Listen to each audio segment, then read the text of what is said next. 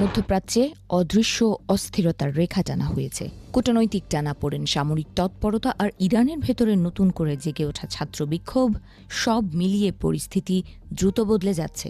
এই প্রেক্ষাপটে ইসরায়েলের বেন ওরেশন বিমানবন্দরে মার্কিন সামরিক বিমানের উপস্থিতি নতুন করে জল্পনা উস্কে দিয়েছে।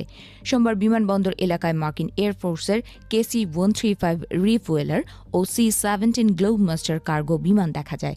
এগুলো আকাশে যুদ্ধ বিমানকে জ্বালানি সরবরাহ এবং ভারী সামরিক সরঞ্জাম পরিবহনের কাজে ব্যবহৃত হয়। সাম্প্রতিক সপ্তাহগুলোতে যুক্তরাষ্ট্র মধ্যপ্রাচ্যে যে সামরিক শক্তি জড়ো করছে তারই অংশ হিসেবে এসব মিশন এসেছে বলে ধারণা করা হচ্ছে। তবে ইসরায়েলি কর্তৃপক্ষ এ বিষয়ে আনুষ্ঠানিক কোনো মন্তব্য করেনি।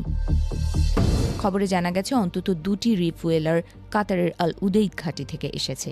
একই সময় বিশ্বের বৃহত্তম বিমানবাহী রণতরী USS জেরাল্ড অরফোর্ডকে গ্রিসের ক্রিট দ্বীপের সুদা উপসাগরে দেখা গেছে। ধারণা করা হচ্ছে এটি একটি সরবরাহ এবং লজিস্টিক স্টপের অংশ।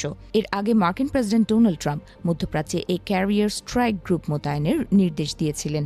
ইতোমধ্যে আরেকটি রণতরী USS আব্রাহাম লিঙ্কন ওই অঞ্চলে অবস্থান করছে।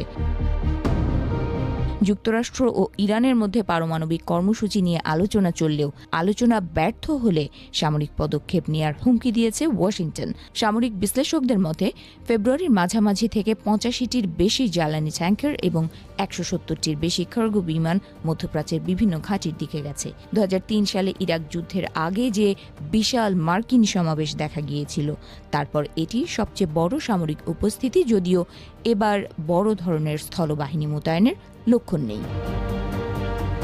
এদিকে আঞ্চলিক উত্তেজনার মধ্যে লেবাননে মার্কিন দূতাবাসের কয়েক ডজন কর্মীকে সতর্কতামূলকভাবে সরিয়ে নেওয়া হয়েছে। জল্পনা বাড়ছে যুক্তরাষ্ট্র ইরানে হামলা চালালে ইরান সমর্থিত সশস্ত্র গোষ্ঠী ইসরায়েলের বিরুদ্ধে পাল্টা আঘাত হানতে পারে। ইরানের ভেতরেও পরিস্থিতি ক্রমেই উত্তপ্ত হয়ে উঠছে। বিশ্ববিদ্যালয়গুলো পুনরায় খুলতেই রাজধানী তেহরান সহ অন্তত 8টি শিক্ষা প্রতিষ্ঠানে নতুন করে বিক্ষোভ ছড়িয়ে পড়েছে। জানুয়ারির শুরুতে সহিংস দমন পীড়নের পর এই প্রথম বড় আকারে ছাত্রদের রাস্তায় নামতে দেখা গেল।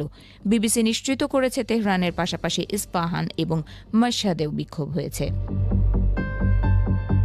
সামাজিক যোগাযোগ মাধ্যমে ছড়িয়ে পড়া ভিডিওতে দেখা যায় তেহরানের একটি বিশ্ববিদ্যালয়ের শিক্ষার্থীদের সঙ্গে বাসিজ মিলিশিয়ার সংঘর্ষ হয়েছে। কোথাও কোথাও মিলিশিয়ার সদস্যরা শিক্ষার্থীদের আশ্রয় নেওয়া ভবনে ঢোকার চেষ্টা করছে। এক নারী বিশ্ববিদ্যালয়ের শিক্ষার্থী সরকার বিরোধী স্লোগান দিতে এবং শাসক গোষ্ঠীর পতাকা পোড়াতে দেখা গেছে। নারী জীবন স্বাধীনতা স্লোগানে আবারও ক্যাম্পাস প্রতিধ্বনিত হয়েছে। প্রসঙ্গত, জানুয়ারির দমন অভিযানে হাজার হাজার বিক্ষোভকারী নিহত হয়েছে বলে বিভিন্ন মানবাধিকার সংস্থা দাবি করেছে, যদিও সরকারি হিসাবে সংখ্যাটি অনেক কম দেখানো হয়েছে।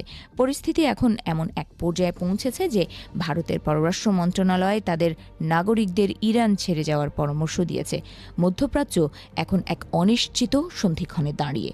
কূটনৈতিক আলোচনা সফল হবে নাকি সামরিক সংঘাতে রূপ নেবে বর্তমান উত্তেজনা, সেই উত্তরই এখন সবচেয়ে বড় প্রশ্ন। আন্তর্জাতিক মহল পরিস্থিতির